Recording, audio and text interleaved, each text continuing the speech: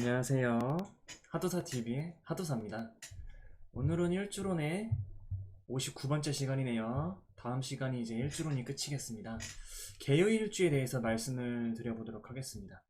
개요일주는요, 이제 우선은 먼저 색깔을 의미하는 개수, 그 다음에 동물을 의미하는 유금이라는 친구가 만나서 일주가 이루어지고 있는데 이 친구는 검정 색깔 닭, 검은 닭, 흑색 닭 이렇게 좀 표현을 합니다. 그래서 먼저 닭의 특징을 먼저 살펴보면요, 닭은 꼬꼬대 우는 특징이 있죠. 그런데 그게 언제 오냐, 자신만의 원칙이나 계획적인 그런 부분에 있어서 항상 일시적으로 똑같은 시간에 옵니다. 그러므로 닭의 특징은 원칙이 있고 자신만의 계획이 있다 이렇게 생각하시면 되고요. 그리고 그렇게 되게 근면성실하는 그런, 저는 그런 특징으로 좀 생각을 하고 있거든요. 원칙이고 계획이 있는데 항상 그 시간에 오고, 닭은 그렇기 때문에 부지런한 그런 특징이 있고, 그 다음에 항상 똑같은 시간에 이렇게 울기 때문에 완벽함이라는 그런 특징이 있겠습니다. 그리고 구체적인 그런 특징이 있습니다. 우는데 이유가 딱히 있다는 거예요. 그래서 이제 일간을 먼저 살펴보면은 개수라는 친구가 일간에 자리를 잡고 있는데, 이것은 나의 생각이나 이상, 정신적인 부분을 관장하는 개수에 관련된 특징이 나타나겠구나 이렇게 생각하시면 되고, 지지에는 이제 일지에 놓여 있는 모습인데, 유금이라는 친구가 일지에 놓여 있는 모습으로서 나의 행동이나 부부 궁에 해당이 되는 그런 궁성이 되겠는데, 그쪽 계통으로 유금의 특징이 나타나겠구나 생각하시면 되겠습니다. 그래서 개요일주의 특징을 살펴보면은 유금이라는 친구가 일지에 자리 잡고 있고 일간이라는 친구가 개수인데, 이 개수로 하여금 십성이나 십신이 부여를 받기 때문에 편인이라는 특징이, 유금이라는 친구가 십성 십신 부분으로 편인이라는 힘이 나타나게 되겠고, 십이운성적으로 보았을 때는 병지에 해당이 되는 그런 친구가 되겠구나 이렇게 생각하시면 되겠습니다. 그래서 편인이 병지에 놓인 특징 이렇게 생각하시면 되고요. 그 다음에 첫 번째로 개수의 특징을 생각을 하신다면은 성격이나 이상적인 부분, 나의 정신적인 부분을 관장하는 데 있어서 개수의 특징이 나타나겠는데, 개수의 특징이란 무엇인가? 사람 자체가 똑똑하는 지혜의 성분을 가지고 있습니다. 잔머리도 굉장히 잘 돌아가는 그런 성분도 가지고 있고요. 그리고 여성스러움도 가지고 있는 그런 특징이 있겠습니다. 자, 그리고 두 번째 특징으로는 저희가 아까 말씀드렸다시피 유금이라는 특징이 닭이라는 친구의 특징인데, 그것을 그냥 글자 그대로 유금이라는 특징으로 봤을 때는 원칙, 계획, 완벽, 구체적, 닭과 비슷하죠. 그리고 세 번째 특징으로는 일주가 나의 정신세계, 나의 몸통을 관장하고 내가 행동하는 부분으로서 나타나는 그런 특징이 있겠는데, 사람 자체가 지혜롭고 명석하고 잔머리를 쓸 줄 알고 아무튼 슬기롭다 이 말이에요. 그리고 섬세하고 감수성이 예민한 그러한 특징이 있는 정신적인 부분은 그렇게 특징이 있는데, 내가 육체적으로 움직이고 사회생활을 움직이고 내가 움직이는 데 있어서 원리, 원칙, 계획, 완벽, 부지런함, 구체적인 어떠한 계획들로 인해서 내가 움직이는 그런 성품이 되겠구나 라고 생각하시면 되겠습니다. 그런데 그 힘이 어떻다? 편인이 병지에 놓인 힘으로 나타날 수 있겠구나 이렇게 생각하시면 되겠습니다. 그리고 네 번째 특징으로는 이게 일주라는 게 나의 머리와 몸을 나타내고 있고, 그러한 특징으로 인해서 내가 그렇게 행동하고 생각하는 그런 특징이 도드라지게 나타날 수 있는 게 일주의 기둥, 나의 기둥이거든요. 그렇기 때문에 이것을 한마디로 좀 표현을 하게 된다면, 사람 자체가 환경에 적응하는 그런 정신적인 에너지를 가진 사람이에요. 그런데 편인이 병지에 놓여 있지만 그거 없이 그냥 오행으로만 봤을 때는 금생수를 할 수가 있는데, 이게 좀 들어가다 보면은 어떻게 이런 조그마한 금덩어리, 즉 어떠한 이런 조그마한 돌멩이에서 어떻게 개수를 상생을 할 수 있냐 이런 부분도 있겠지만은, 어쨌든 저희는 그냥 오행을 보고 일주를 보자 이 말입니다. 그래서 이것만 봤을 때는 유금이라는 친구가 반짝반짝 빛나는 금이에요. 그런데 편인으로 있기 때문에 인성에 해당하는 부분이죠.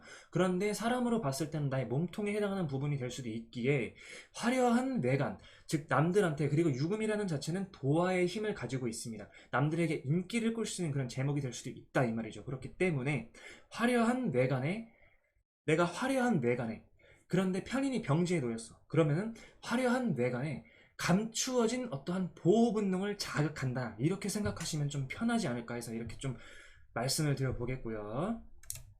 자, 다음으로는 이렇게 개요일주의 물상으로 좀 가게 되면은 개수라는 친구는 눈, 비, 구름, 이슬, 작은 물 등 혹은 사람의 비유를 했을 때 땀, 우리 몸에서 배출될 수 있는 물, 눈물이 될 수도 있고 소변도 될 수도 있고 막 이렇겠죠. 그러니까 물과 관련된 것들.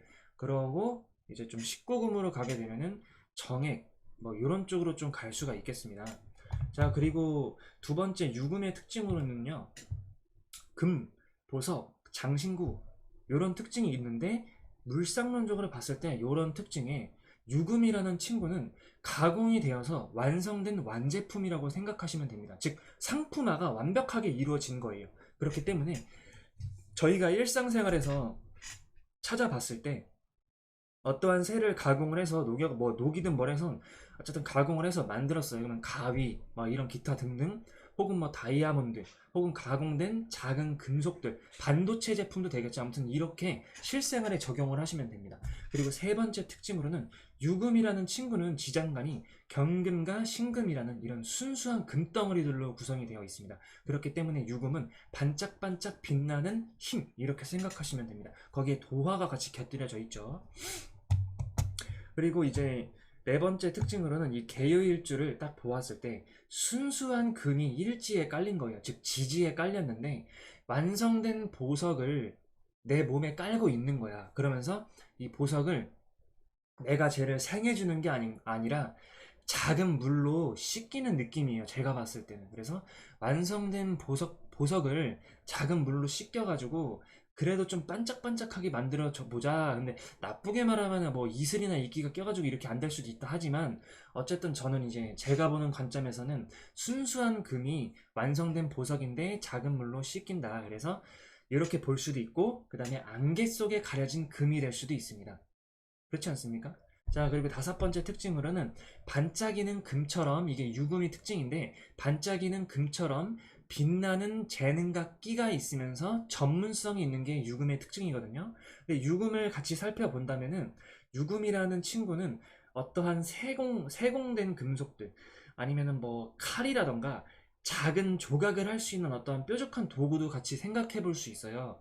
그리고 뭐 생명위인기 이학 이런 계통으로도 같이 생각해 볼 수 있고 더불어 이렇게 좀 간다면은, 그래서 반짝이는 금처럼 빛나는 자신의 끼와 재능이 있다. 그래서 도화의 힘이 있는 특징이 있겠고요. 그리고 여섯 번째 특징으로는 금처럼 반짝이는 모습이에요. 근데 알고 보면은 여린 심성을 가지고 있고 모성애라던가 여자로 태어났다면은 자신이 뭔가 좀 여성스러움을 어필을 해서 혹은 그 여성스러움을 남들에게 주목을 받고 싶어 하는 힘, 이렇게 돼서 보호 본능을 자극하는 힘, 이렇게 좀 표현을 해봤고요. 그리고 일곱 번째 특징으로는 생각이 예민하고 섬세합니다. 이것의 특징은 개수라는 특징이 관장되어 있고 정신적인 부분을 관장하는 데 있어서 이렇게 나타날 수가 있겠죠.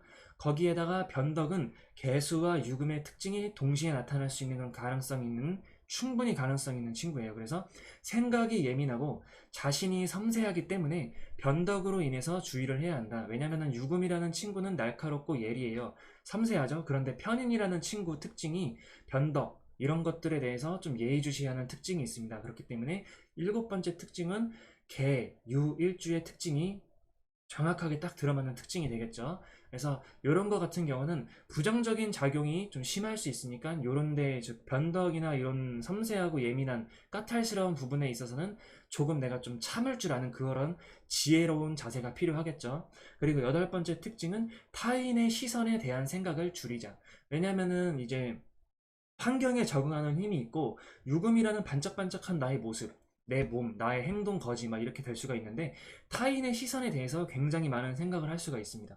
환경에 적응하는 힘이 있기 때문에 그런 건데 어쨌든 타인의 시선에 대해서 생각을 줄이면 아주 좋은 일주가 되겠구나, 이렇게 보시면 되겠습니다. 오늘은 여기서 마치도록 하겠습니다. 감사합니다.